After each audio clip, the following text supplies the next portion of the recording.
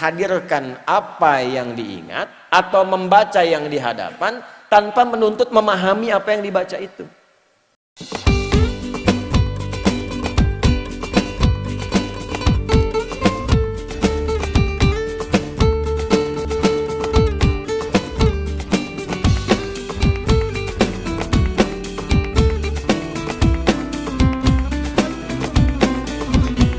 Yang pertama, kita coba di brainstorming dulu, coba digali dulu cara berpikir kita supaya benar menempatkan Al-Quran itu sebagai mukjizat, bukan sekedar kita bacaan.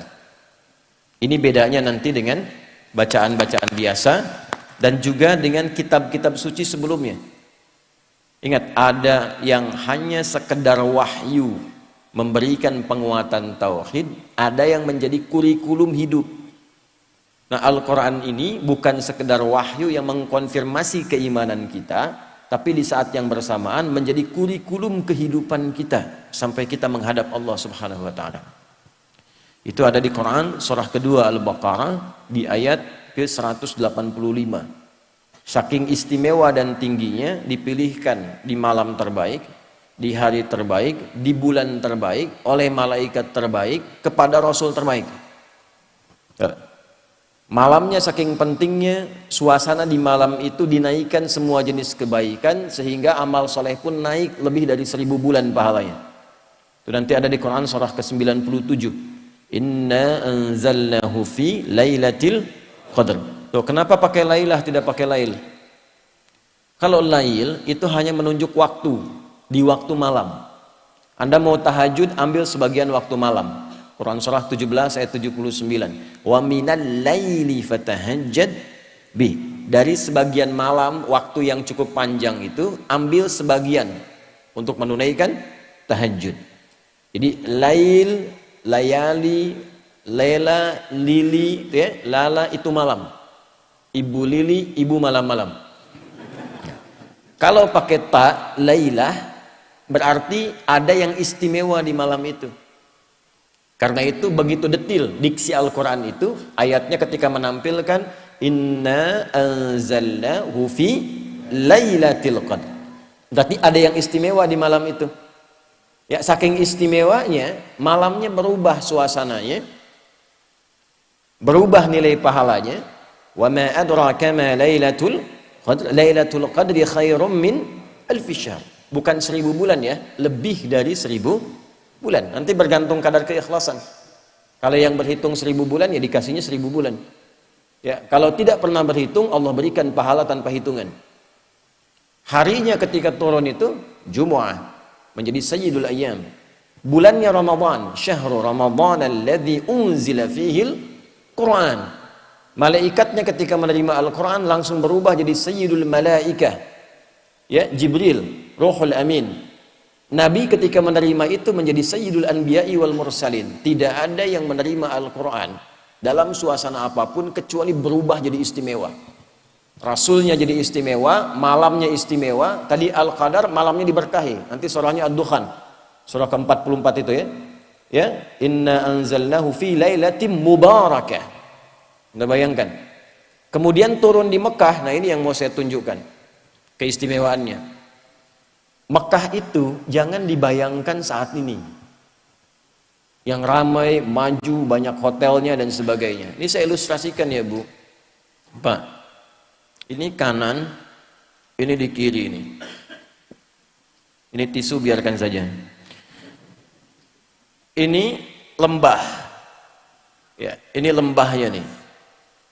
Lembah ini kalau kita membaca dari segi sejarah, peta-peta masa lalu, itu tidak akan pernah keluar dari keterangan Al-Quran. Biwadin ghairi dhi zara'in inda baitikal muharram. Tanahnya tandus, batuannya pekat, tumbuhan jarang tumbuh. Terisolasi keadaannya. Di situ ada yang mulia. Kalaulah tidak ada kemuliaan, al-bait, baitullah, kalau nggak ada Ka'bah ini selesai. Diliputi oleh padang pasir, Sahara yang luas. Ini diapit oleh dua kekuatan besar. Di sini ada Romawi dengan imperiumnya. Ya, saking dahsyatnya Romawi, kalau Bapak Ibu nanti ada sempat waktu mengunjungi, itu terbentang Mediterania, ada laut besar Mediterania, dari Italia ke Libya, Tunisia sampai ke Turki itu sampai sekarang arsitektur bangunannya peninggalan Romawi masih ada. Saya pernah cukup lama di Tripoli, di Libya. Saya kunjungi daerah namanya Leptis Magna. Itu sampai sekarang kolosiumnya, beberapa bangunannya, pondasinya masih ada sampai sekarang untuk menunjukkan betapa dahsyatnya kekuatan Romawi masa itu. Punya peradaban, punya kekuatan. Samping kirinya Persia, Pak.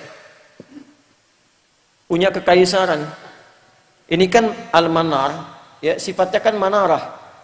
Manarah itu apa? Menara. Menara itu apa? Itu dulu puncak salah satu nilai spiritual tertinggi Persia. Karena ketika mereka mau menyembah, menempatkan api di atas menara. Nanti di era Islam, ketika Islam masuk ke Persia, digantilah, tempatnya tidak dirubah, fungsi tempatnya dirubah. Diganti sebagai tempat azan, untuk menunjukkan bahwa setiap tempat penyembahan itu diarahkan kemudian kepada Allah Subhanahu wa Ta'ala. Singkatnya, di sini ada Romawi, di sini ada Persia. Dua kekuatan besar. Pertanyaan saya, kenapa Qur'annya turunnya di tempat titik yang tadi disebutkan, yang tandus, yang peradaban belum muncul, yang penduduknya sebagian besar pada masa itu banyak yang berbuat kriminal, pemabuk banyak. Ini sering saya informasikan, pemabuk zaman itu yang pemula itu 5 kali sehari, Ustaz. Yang pemula loh, bayangkan yang profesional itu. Kalau ada pencuri, pembegal, itu nggak nanggung, sekampung begal semua. Gifar itu kan kampung begal. Gifar itu kampung begal. Tokohnya Jundub bin Junadah. Jundub bin Junadah itu pemimpin para begal di kampung begal. Ya, nanti kelak masuk Islam, memperkenalkan diri, saya dari kampung begal dulunya. Maka ditambah al di depannya, ujungnya i, Al-Ghifari. Ya, jadi kalau ada yang namanya Al-Ghifari, kampung begal itu dulu. Tapi nanti ada nilainya, belum selesai, baru setengah, jangan pulang dulu. Belum selesai.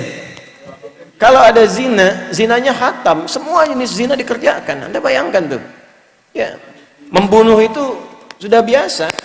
Tokoh-tokohnya dikenang sepanjang zaman itu, kenang sepanjang zaman. Itu landscape-nya itu begitu. Ya, keadaan masyarakatnya demikian. Nah, Quran itu kenapa nggak turun di Romawi? Kenapa tidak turun di Persia? Kok turunnya di tempat itu yang terlihatnya tidak ideal? Maka Allah ingin menunjukkan keistimewaan Al-Quran dan keagungan dia, yang bisa merubah tempat yang paling nadir dengan maksiat menjadi khairu ummah. Orangnya berubah jadi orang terbaik di zamannya, tempatnya berubah jadi paling makmur yang melintasi zaman. Dan untuk menutup klaim di kemudian hari, pantas Islam pernah maju turunnya di Romawi. Untuk menghilangkan klaim di kesempatan yang lain, pantas Islam itu hebat turunnya di Persia. Tapi ketika diturunkan di tempat yang paling rendah, belum ada peradaban, belum ada kemajuan, maka Allah ingin membungkam siapapun yang menyangkal keistimewaan Al-Quran. Dibuktikan di setiap zaman Quran diturunkan di titik yang paling rendah di muka bumi, masyarakatnya paling kontroversial, maksiatnya paling banyak, bisa dirubah oleh Quran dengan satu kilatan yang luar biasa menjadi manusia terbaik yang dikenang sepanjang zaman. Dan itu dulu orang berubah itu dengan ayat-ayat pendek, Pak, Bu. Ibu kenal Bilal bin Rabah? Ayo, kenal di mana itu? Atau ya, Bilal itu kan hafalnya baru Al-Ikhlas coba. Tapi kekuatan Al-Ikhlas itu bisa menajamkan hatinya, pikirannya, dan memberi kekuatan pada fisiknya. Diseret oleh tuannya ke tanah lapang yang luas, dalam suasana panas yang tidak biasa. Saya ilustrasikan ya, panas di kita ini masih ada uapnya. Jadi kalau panas kita keluar keringat. Di Timur Tengah itu uapnya tipis, kalau betul-betul panas bisa hilang uap. Kalau hilang uap bukan keringat, itu langsung berubah jadi hitam. Karena uapnya tipis. Jadi kalau Anda simpan kerupuk, kalau di sini mengkerut, di sana terbakar. Ya. Dipanaskan batu, disimpan di dadanya, dalam suasana panas dicambuk, dikatakan irtad. Jawabannya apa? Ahad, irtad, ahad, irtad, ahad. Ya, kamu murtad, ahad. Enggak, Tuhan saya esa, qul huwallahu ahad. Itu kalimat satu kata di surat Al-Ikhlas menajamkan hatinya, menguatkan pikirannya, memberikan semangat luar biasa pada fisiknya. Dan datang anugerah Allah. Umar itu cuma 2 huruf berubahnya. Siapa Umar sebelum masuk Islam tuh? Anda paham semua, baca sirahnya, baca sejarahnya. Jangan dilihat Umar sekedar setelah masuk Islamnya, lihat perubahannya. Bagaimana Al-Quran merubah pribadi seseorang menjadi istimewa. Itu kedahsyatan Al-Quran. Umar kan dulu luar biasa sebelum masuk Islam, bahkan berkeinginan membunuh Nabi kan. Di perjalanan yang sangat luar biasa, sebelumnya Nabi doakan di antara 2 Umar kan, memohon pada Allah kebaikan. Di perjalanan hanya mendapatkan informasi saudarinya masuk Islam. Saat sampai ke tempatnya hanya terdengar 2 kalimat dulu tuh, Toha. Anda bayangkan, Toha itu menajamkan sanubarinya, merasakan frekuensi getaran yang tinggi, itu memperlemah semangat buruknya, tiba-tiba tergetar dan berubah jadi baik. Cuman dengan Toha jadi mulia. Anda sudah Al-Kahfi, sudah Yasin, sudah Baqarahan tuh, belum bisa berubah juga. Nah, ini faktornya apa? Kenapa orang dulu mendapatkan cahaya Quran begitu dalam dan merubah tampilan jadi istimewa dan langsung turun kesaksian Allah? Yang mahal tuh ini. Nanti pindah ke Quran surah ketiga Ali Imran ayat 110. Persaksiannya langsung menggunakan bentuk fi'il madhi untuk memberikan inspirasi mudhari. Kuntum khaira ummatin ukhrijat linnasi ta'muruna bil ma'ruf wa tanhauna 'anil munkar wa tu'minuna billah. Ini mahal kalimatnya. Ya, kalian itu benar-benar umat terbaik yang pernah terlahir dan berkehidupan di muka bumi. Jadi teladan. Nah, bagaimana mereka menjadi umat terbaik itu? Ketika mengambil spirit dari Al-Quran dan menerapkan kurikulum yang ada di Al-Quran pada kehidupannya. Jadi Al-Quran itu saking istimewanya bukan sekedar bacaan Pak Ibu. Membaca itu adalah membuka pintu untuk mengetahui isinya. Nah, Al-Quran itu nanti ada 3 level. Level bacaan, level pemahaman, level pengamalan. Saat membaca itu untuk tahu isinya, untuk dipahami. Makanya kalimat pertamanya Iqra. Iqra itu belum menuntut paham dari qiraah. Ya, ketika ada qiraati, ada Iqra dan turunannya, kan kita tidak diminta memahami. Di mana-mana orang baca pertama kali itu untuk bisa baca, tidak dituntut paham. Itu hukum standar. Setelah itu memahami. Maka pindah ke tilawah. Tilawah itu, Bapak Ibu sekalian, bukan sekedar baca, tapi membaca, memahami apa yang dibaca. Setelah periode Nabi diisi dengan wahyu, setelah itu dialihkan tahapnya dari qiraah ke tilawah. Ketika ada praktek ibadah dan muamalah, langsung berubah jadi tilawah. Bukan qiraah lagi. Ya, contoh, sholat ini. Sholat itu ketika ayatnya turun berupa perintah penunaian, itu iringan kalimatnya bukan qiraah lagi, tapi tilawah. Buka Quran surah ke-29, Al-Ankabut ayat ke-45. Saya yakin umumnya jamaah hafal tengah-tengahnya, tapi awalnya jarang dibaca. Ini yang tengahnya nih. Innas sholata tanha. Apa awal ayatnya? Oh, kan? Awal ayatnya utdu ma uhiya ilaika minal kitab wa aqimis shalah.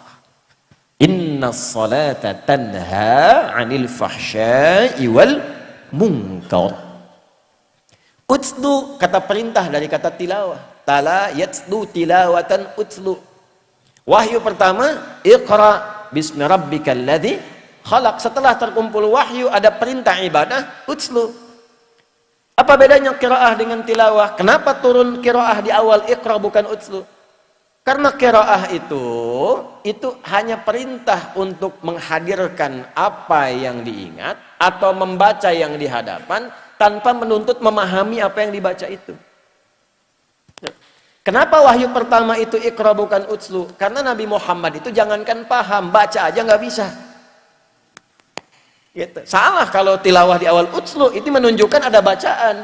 Makanya Nabi mengatakan Iqra ma'ana biqari. Saya nggak bisa baca, saya nggak punya hafalan, saya nggak pernah sekolah. saya nggak punya guru. Kenapa dibuat Nabi itu oleh Allah ditetapkan ummi? Untuk menunjukkan Qur'annya orisinil bersumber dari Allah. Litakidi ummiyati Muhammad sallallahu alaihi wasallam, untuk menguatkan Nabi itu seorang ummi, untuk menunjukkan pada semesta bahwa Al-Quran itu orisinil firman Allah, tidak ada campur tangan Nabi Muhammad di dalamnya. Pernah nggak ngaji ayat Quran yang membimbing bisnis itu apa? Hadis-hadisnya apa? Keluarkan Kitabul Buyu', bimbingan dari Al-Quran dan hadis mengantarkan pada bisnis yang sukses dan membahagiakan. Tidak pernah ada sahabat, tidak pernah ada tabi'in dan orang-orang sukses yang kita kenang sebagai orang kaya luar biasa yang mengamalkan petunjuk itu dalam pekerjaannya, kecuali dagang dan bisnisnya tidak pernah kembali modal. Selalu kembali untung.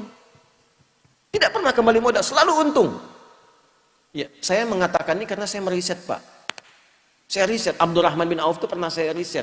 Dari mulai modal pakaian, mempraktekkan petunjuk bisnis dalam Al-Quran, dipraktekkan petunjuk nabinya, jadi orang paling kaya di masanya, yang kalau kita hitung valuasi hartanya, nilai hartanya di era sekarang, itu saat meninggal mewariskan 14.000 triliun. Utsman bin Affan radhiyallahu ta'ala anhu, asetnya masih ada sampai sekarang. Anda kalau umrah lewat itu, ya, jalur itu pasti melewati satu hotel, warnanya krem, itu tulisannya jelas, wakaf Utsman bin Affan radhiyallahu ta'ala anhu, wakaf. Bisa nggak Anda membayangkan dari satu sumur, ada kebun di situ, satu sumur diwakafkan, lalu berganti masa dialih fungsikan, itu sekarang jadi hotel. Dibukakan akun di Bank Saudi atas nama Utsman bin Affan radhiyallahu taala anhu. Setiap ada penghasilan dimasukkan ke situ, disedekahkan untuk kepentingan umat Islam. Orangnya sudah wafat 15 abad yang lalu, nggak ada orangnya, akunnya ada.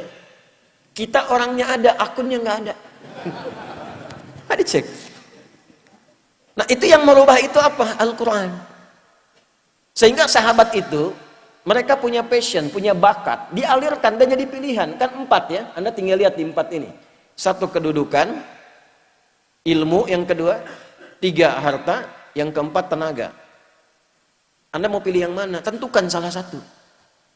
Tentukan salah satu dari 4 ini. Ya, di kedudukan, silakan. Ya, dari yang paling tinggi misalnya dari presiden, jadi gubernur, jadi wali kota sampai ke bawahnya terus gitu. Nanti lihat belajar pedomannya bagaimana jadi pemimpin yang baik, turunkan. Maka di situ kita punya tokohnya, ada Abu Bakar, ada Umar dan turunan-turunannya, sejahtera. Setiap di copy paste di generasi setelahnya makmur. Karena memang tidak dibatasi di waktu tertentu. Silahkan Anda cek. Di era Umar bin Abdul Aziz kan bukan eranya sahabat. Hebat juga. Luar biasa juga, sampai masa keemasan dibawa. Terbalik ketika Qur'annya ditinggalkan, malas ngajinya, hadisnya jauh, selesai, jatuh. Silahkan cek dalam sejarah. Masa-masa keemasan orang-orang Islam pada masa itu ketika dekat dengan Al-Quran.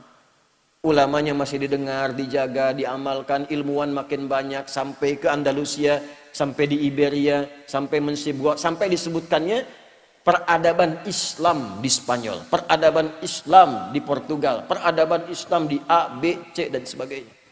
Kapan? Ketika dekat dengan Al-Quran. Ketika Qurannya mulai jauh, mulai sibuk dengan dunia, jatuh. Nah ini yang mau saya tekankan di bagian yang pertama. Ilmu, silahkan, kita punya tokohnya. Ada Ali bin Abi Thalib, ada sahabat Abu Hurairah radhiyallahu ta'ala anhuma jami'an. Ya. Kemudian di babnya apa lagi? Harta, ada Utsman bin Affan, Abdurrahman bin Auf, ada Talhah dan sebagainya. Bab tenaga siapa? Ada Bilal bin Rabah. Apa Bilal pernah dikenal sebagai crazy rich di zaman Nabi? Tidak. Bagawan pengetahuan? Tidak. Punya kedudukan? Tidak. Apa pekerjaannya? Adzan.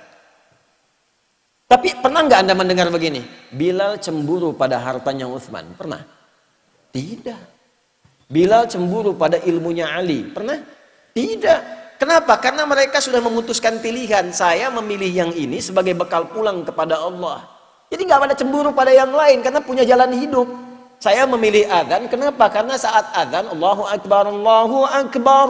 Begitu selesai Nabi komen, aku mendengar suara tapak kaki Bilal itu di taman surga.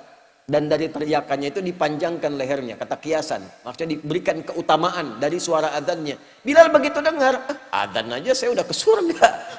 Ngapain saya capek kayak Utsman tuh kan? Makanya beliau pilih itu. Jadi kebanggaan. Anda bayangkan, setelah Nabi meninggal, itu dikejar-kejar, dicari Pak Bilal ada di mana. Sembunyi mempertahankan passionnya. Sembunyi, ditawari ketua Mahkamah Agung. Tuh. Anda bayangkan, itu kan penawarannya tinggi, itu hakim agung tertinggi, ditawarin, ngumpet di pedalaman. Akhirnya karena nggak bisa, bagaimana dirayunya? Azan aja deh. Baru mau datang. Jadi tapi begitu sampai asyhadu anna Muhammadar Rasulullah, pingsan. Karena membayangkan kenangan bersama Nabi, membayangkan keutamaan. Akhirnya balik lagi. Jadi kebanggaan. Rizki kan sudah teratur. Asal Anda bergerak, Allah kirimkan. Profesi itu kan cuma perbedaan dalam mencarinya saja. Yang dosen, yang arsitek, yang dokter, itu cuma perbedaan dalam mencarinya. Kuota rizkinya teratur. Walladzi qaddara fahada. Telah ditetapkan, diberi petunjuk, tinggal ikhtiar, rizki dapat. Jadi biasa-biasa saja. Orang dulu tuh biasa-biasa saja, menganggap Abdurrahman bin Auf biasa-biasa saja. Kata Nabi, ya, ini kalimat yang sangat viral ini. Kalimat sangat viral. Beliau itu tidak khawatir dengan orang Islam yang kaya, karena kaya itu biasa saja. Yang khawatir itu yang tak mampu memanage kekayaannya. Jadi biasa-biasa saja, tidak usah berlebihan. Sama saja dengan yang ngambil tenaga, dengan yang ngambil ilmu, dengan yang ngambil kedudukan. Yang membedakan cara memanage, cara mengolahnya. Kalau kita punya fikihnya jadi kebanggaan. Oh, Bapak cuma adzan? Iya, saya punya sanad ke Bilal bin Rabah. Bacakan hadisnya. Dan itu kan jadi kebanggaan tersendiri. Fikihnya ada, jalannya ada. Nah, ini yang ingin saya tekankan dari nilai-nilai Al-Quran.